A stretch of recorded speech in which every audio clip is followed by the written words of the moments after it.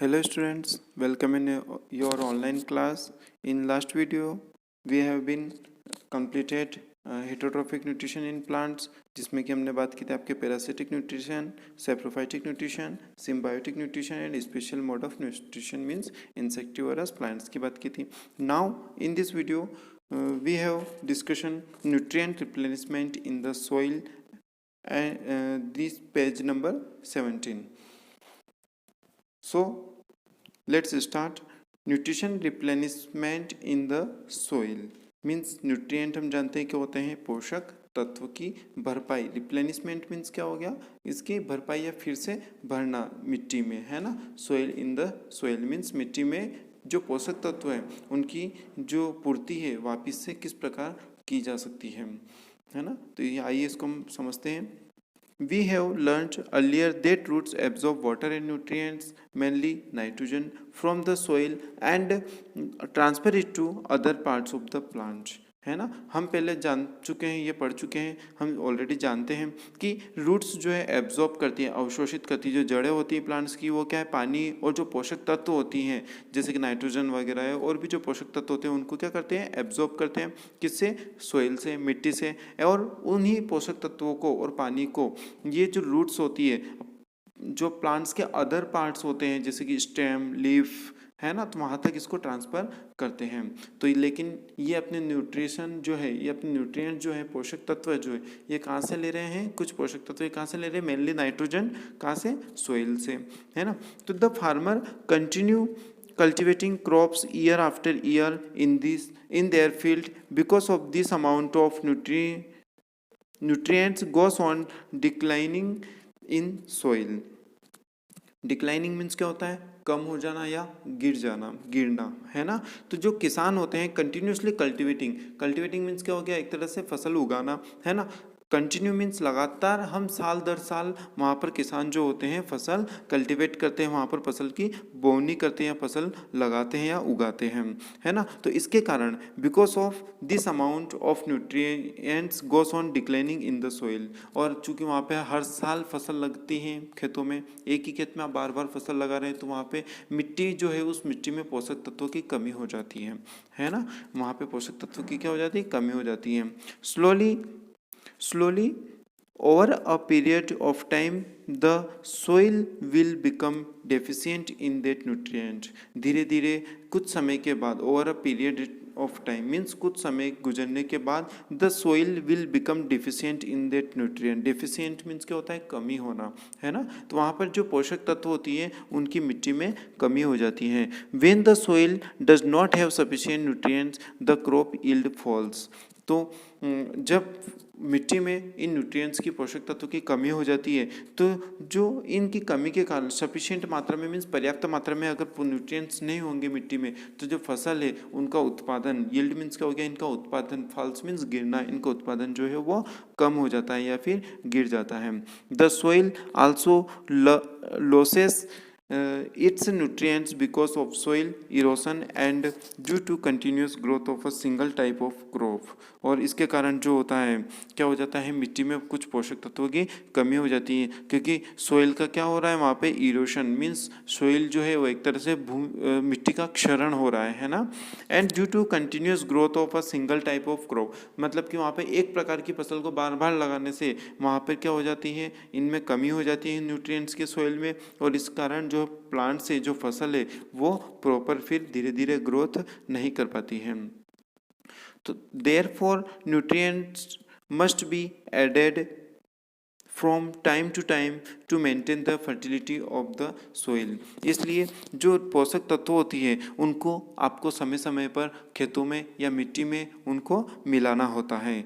पोषक तत्वों को आप किस प्रकार मिलाएंगे, हम जानते हैं कि वहाँ पे हम मैन्योर्स मीन्स खाद और उर्वरकों का उपयोग करके करते हैं. हम मिट्टी की आपको उर्वरा क्षमता जो होती है उसको बढ़ाने की बहुत आवश्यकता होती है और उसको बढ़ाने के लिए हम फिर वहाँ पर खाद वगैरह डालते हैं. Soil nutrients can be replenished by adopting the following methods. यहाँ पे नीचे कुछ मेथड्स दी हुई है. इन मेथड्स के माध्यम से हम जो मिट्टी में जिन पोषक तत्वों की कमी हो गई है, रिप्लेनाइज्ड मीन्स उनको हम फिर से भर सकते हैं। हम जानते हैं कि मिट्टी में पोषक तत्वों की कमी को दूर करने के लिए हम क्या करते हैं, जनरली हम उसमें खाद या जो रासायनिक उर्वरक होते हैं उनको उसमें मिलाते हैं, है ना। तो addition of manures and fertilizers means, manures means क्या हो गया, खाद, और फर्टिलाइजर्स मीन्स जो रासायनिक उर्वरक है जो केमिकल से बने होते हैं वो रासायनिक उर्वरकों को मिलाना, है ना। तो manures are obtained by decomposition of animal wastage and plant residues as they are rich in essential nutrients and humus. Manures जो है ऑब्टेंड हमें प्राप्त होता है, डिकम्पोजिशन ये एक प्रोसेस होती है जिसमें कि जो एनिमल वेस्टेज होते हैं या प्लांट के जो अवशेष होते हैं, रेसिड्यूज मीन्स क्या हो गया, अवशेष जो होते हैं प्लांट्स के, है ना, और जो एनिमल्स वेस्टेज होते हैं उनको सड़ा करके, डिकम्पोजिशन मीन्स उनके सड़न से जो आपको मिलता है वो क्या होती है, खाद कहलाती है, जिसमें कि जो आवश्यक न्यूट्रिएंट्स होते हैं, एसेंशियल मीन्स जो आवश्यक न्यूट्रिएंट्स जो पोषक तत्व होते हैं वो भरपूर होते हैं, और इसी को हम क्या बोलते हैं, मैन्योर्स कहते हैं। ह्यूमस मीन्स भी खाद होते हैं, है ना, जो कि पोषक तत्व होता है एक तरह से मैन्योर्स के। Cattle dung and slurry from biogas plants are mostly used by farmers. Means जो केटल मीन्स क्या हो गया, जो पशु जिनको हम पालते हैं, है ना, तो उनका जो वेस्टेज होता है, डंग मीन्स क्या हो गया, एक तरह से जो उनके गोबर वगैरह जो होते हैं, एंड स्लरी फ्रॉम बायोगैस, है ना, और जो उनके वेस्टेज है उनको हम क्या करते हैं, बायोगैस प्लांट जो होते हैं उनमें हम उनको मोस्टली उनका यूज़ करते हैं किसान लोग, है ना, किसानों के द्वारा यूज़ किया जाता है, हम करते ही हैं जनरली, है ना। This manures supply essential nutrients and humus to the soil. और ये जो मैन्योर्स खाद आप बना रहे हैं बायोगैस के माध्यम से, इसी को यह आवश्यक न्यूट्रिएंट्स जो होते हैं, जो आवश्यक पोषक तत्व जो होते हैं और जो खाद है उनकी मिट्टी में उसकी पूर्ति करता है। इन फॉरेस्ट, जंगल में, है ना, when the dead plant and animals decay they act as natural fertilizers to the soil.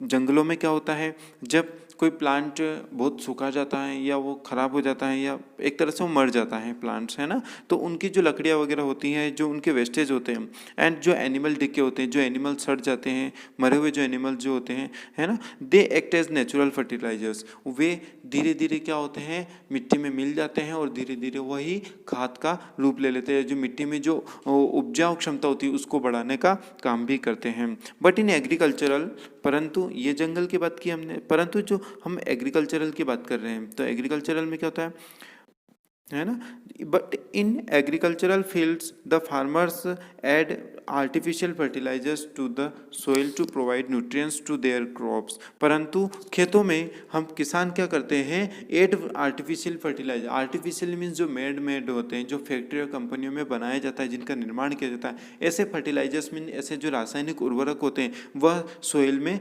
मिलाते हैं, किसके लिए, प्रोवाइड न्यूट्रिएंट्स मीन्स जो पोषक तत्व होते हैं उनको प्रदान करने के लिए मिट्टी को और अपनी फसल को।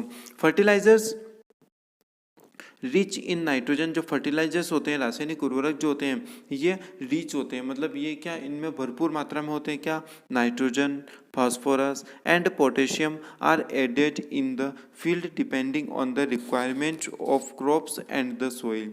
मिट्टी और जो फसल आपने किस प्रकार की लगाई है उसके ऊपर डिपेंड करता है कि आपको कितनी मात्रा में रासायनिक उर्वरकों का छिड़काव करना है खेतों में, कितनी मात्रा में आपको मिलाना है खेतों में, ये डिपेंड करता है आपकी फसल पर और मिट्टी पर। और ये जो फर्टिलाइजर्स होते हैं ये भरपूर होते हैं, मतलब इनमें न्यूट्रिएंट्स जो होते हैं, आवश्यक तत्व जो होते हैं, नाइट्रोजन, फॉस्फोरस एंड पोटेशियम, इनकी ये मात्रा भरपूर होती हैं। तो आगे देखते हैं हम, fertilizers used by farmers are urea. Fertilizers जिनका यूज़ करते हैं किसानों के द्वारा, जिनका उपयोग किया जाता है वो है पोटेशियम नाइट्रेट, क्या दिया हुआ है यहाँ पर, potassium nitrate, super phosphate, अमोफोस and potassium sulphate यहाँ पे दिया हुआ है आपको। इन सभी का यूज़ किसानों के द्वारा किया जाता है। ये सभी क्या है, फर्टिलाइजर्स के नाम दिए हुए हैं आपको।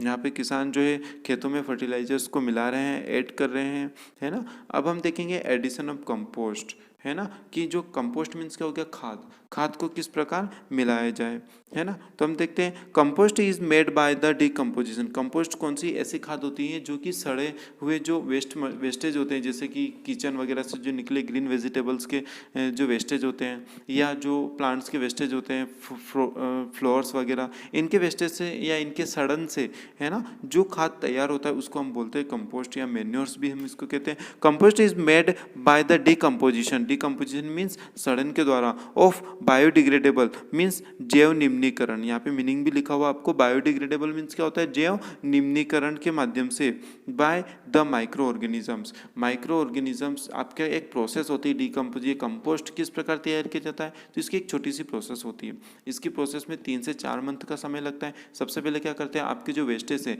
चाहे वो किचन से निकले हुए वेस्टेज है या जो फ्लावर्स वगैरह होते हैं, प्लांट्स के जो वेस्टेज होते हैं, उनको आप क्या करते हैं, एक पात्र में ले लेते हैं और फिर उसको आप ढक देते हैं। उसमें थोड़ा ऊपर कीचड़ डाल देते हैं, कीचड़ डालते हैं और फिर उसमें थोड़ा ऊपर पानी डालते हैं प्लास्टिक पे।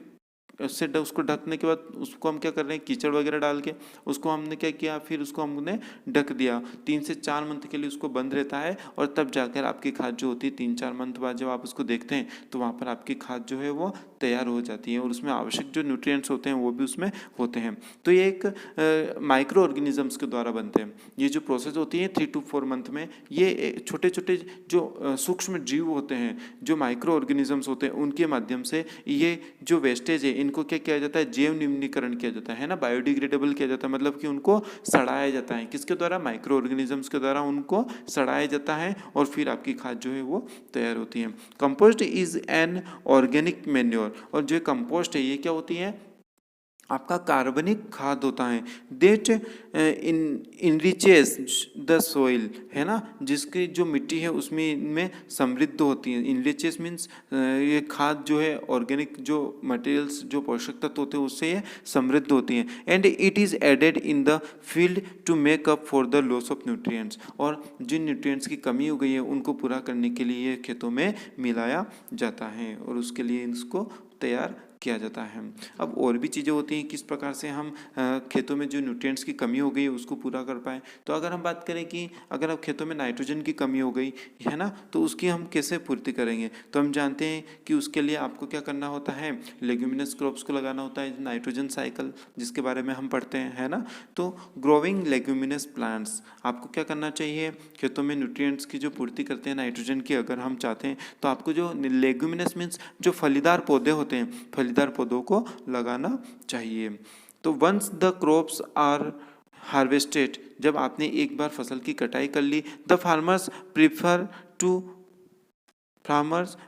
To grow some special crops called leguminous crops, है ना। जब आपने अपने जो अनाज वगैरह जैसे कि गेहूं वगैरह की फसल लगा ली तो उसके बाद हम फिर वापस से क्या करते हैं, खेतों को तैयार करते हैं और उसमें फिर हम एक विशेष प्रकार की फसल लगाते हैं जिसे कहा जाता है फलीदार फसलें। क्या कहते हैं हम इसको, leguminous crops. Leguminous crops such as peas, leguminous crops में कौन सी फसलें आती है तो उसको भी हम देख लेते हैं, है ना। फलीदार पौधे या फसलें जो होती हैं उसमें पीस, मटर हो गए, बीन्स, सेम, ग्राम्स, चना, पल्सेस, दालें, है ना, ये सभी जो होते हैं ये सभी क्या होते हैं, लेग्यूमिनस प्लांट्स कहलाते हैं। Etcetera have rhizobium bacteria present in their root nodules. और ये जो फसलें होती हैं, चना हो गया, पल्सेस हो गई, पीस हो गए, इनके जो रूट नोड्यूल्स होते हैं, इन पौधों की जो रूट्स होती हैं, जड़ें जो होती हैं, उन जड़ों में रूट नोड्यूल्स होते हैं और उन रूट नोड्यूल्स में राइजोबियम नाम का एक बैक्टीरिया उपस्थित होता है। This bacteria convert atmospheric nitrogen into plant usable form and the soil regains it's fertility. ये जो बैक्टीरिया होते हैं ये क्या करते हैं, एटमॉस्फेरिक जो नाइट्रोजन है उसको कन्वर्ट करते हैं, किसमें, जो सोल्यूबल फॉर्म में कन्वर्ट करते हैं, मिट्टी में मिला देते हैं और मिट्टी से फिर ये प्लांट जो होते हैं रूट्स के माध्यम से उस नाइट्रोजन को एब्जॉर्ब कर लेते हैं और इस प्रकार जो है अपनी मिट्टी में फर्टिलिटी बढ़ाने का काम या जो उपजाऊ क्षमता उसको बढ़ाने का या उसको फिर से प्राप्त किया जाता है। Farmers need not to supply nitrogenous fertilizers in the field if legumes are grown. यदि आप फलीदार पौधों को लगा रहे हैं खेतों में तो फार्मर्स को, किसानों को अलग से नाइट्रोजिनस जो रासायनिक उर्वरक होते हैं उनको मिलाने की आवश्यकता नहीं होती है।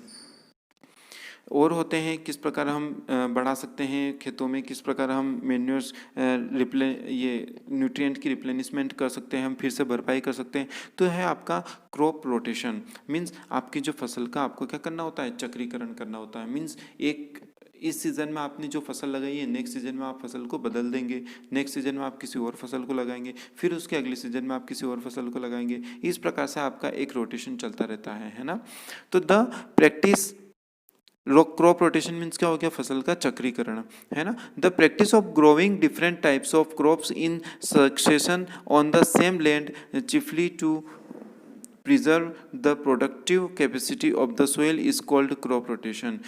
मीन्स जो फसल आप लगा रहे हैं, है ना, ये एक फसल का टाइप होता है, फसल को उगाने का एक प्रकार होता है, जिसमें आप फसलों को क्या करते हैं, एक तरह से यहाँ पे सक्सेशन दिया है, इसका मतलब हो गया उत्तराधिकार। मतलब आप वो फसल नहीं लगाकर नेक्स्ट सीजन में अगले जो मौसम है उसमें आप किसी और फसल को लगाते हैं, सेम प्रकार की फसल को नहीं लगाना ही क्या कहलाता है, आपका क्रॉप रोटेशन कहलाता है। जिससे कि आपकी जो मिट्टी है उसकी जो उत्पादन क्षमता है, प्रोडक्टिव कैपेसिटी है ना, उत्पादन क्षमता जो है वो बढ़ जाती है ना, वो बच जाती है या वो बढ़ जाती है, और इसी को हम क्या बोलते हैं, crop rotation. Growing same type of crops again and again, आपका बार बार एक ही प्रकार के फसल को लगाने से डिप्लेट्स, व्यय करना या खर्च हो जाते हैं, the same type of nutrients है, जो पोषक तत्व होते हैं मिट्टी में उनकी कमी हो जाती है। हेंस इसलिए आपको क्या होता है, डिफरेंट टाइप की जो क्रॉप्स हैं उसको खेतों में लगाना चाहिए। मीन्स आपको न्यूट्रिएंट्स की पूर्ति करने के लिए सोइल में आपको फसलों को बदल बदल कर लगाना चाहिए। ये आपका पेज नंबर 17 यहाँ पर कंप्लीट होता है। यहाँ पे रिकॉल दिया हुआ है ना, चैप्टर्स में हमने क्या क्या रीड किया। तो all living organisms need nutrients, सभी जीवित जीवों को आवश्यकता होती है पोषक तत्वों की जीवन जीने के लिए। Nutrients, nutrition can be autotrophic और हेटेरोट्रोपिक। न्यूट्रिशन दो प्रकार से होते हैं, ऑटोट्रोपिक एंड हेटेरोट्रोपिक, स्वपोषी एंड परपोषी। Heterotrophic nutrition in plants can be, जो हेटेरोट्रोपिक न्यूट्रिशन होते हैं वो किस प्रकार से होते हैं, पैरासिटिक, सेप्रोफाइटिक और सिम्बायोटिक, है ना। Opening and closing of stomata is controlled by guard cells. हमने पढ़ा था कि गार्ड सेल्स के द्वारा क्या किया जाता है, स्टोमेटा को जो लीफ में जो छेद होते हैं, है ना, स्टोमेटा जो होते हैं उनके उसको क्या किया जाता है, उन गार्ड सेल के द्वारा स्टोमेटा को ओपन और बंद किया जाता है। Photosynthesis takes place in the presence of carbon dioxide, water, sunlight and carbon dioxide, water, sunlight and chlorophyll. Means इनकी उपस्थिति में, किसकी उपस्थिति में, कार्बन डाइऑक्साइड हो गया, पानी हो गया, सूर्य का प्रकाश हो गया और क्लोरोफिल जो इनकी उपस्थिति में फोटोसिंथेसिस की प्रोसेस होती है। Food is stored in the form of starch, और जो भोजन संरक्षित भोजन होता है वो प्लांट्स में स्टार्च के रूप में संरक्षित रहता है या उसको संरक्षण कर लिया जाता है। Some plants eat insects to derive some nutrients, है ना, और जो कुछ प्लांट्स जो होते हैं, कुछ पौधे जो होते हैं वो खाते हैं क्या, इंसेक्ट्स, कीड़ों को भी खाते हैं न्यूट्रिएंट्स की पूर्ति के लिए। Nutrients like nitrogen are returned to soil by decaying of dead plants and animals adding fertilizers to soil, growing leguminous plants and practising crop rotation. ये वही बोल रहा है कि न्यूट्रिएंट्स, है ना, पोषक तत्वों जैसे कि नाइट्रोजन की मिट्टी में फिर से भरपाई करने के लिए आपको क्या करना होता है, decaying of dead plants and animals, जो सड़े गली चीज़ें होती है प्लांट्स की, एनिमल्स की, वो आप खेतों में मिलाते हैं, जिसको हम क्या बोलते हैं, मैन्योर्स बोलते हैं। आप रासायनिक उर्वरक मिलाते हैं एंड साथ में ग्रोइंग लेग्यूमिनस प्लांट्स और फलीदार पौधों को हम लगाते हैं, और साथ में आप फसल को बदल बदल कर लगाते हैं। तो आज के चैप्टर यहाँ पर आपका कंप्लीट होता है। अब नेक्स्ट वीडियो में हम आपके जो असेसमेंट टाइम है, एक्सरसाइज जो है आपकी fill in the blanks and tick the correct or match the column, इसको हम कंप्लीट करेंगे। आज के इस वीडियो में इतना ही। Thank you.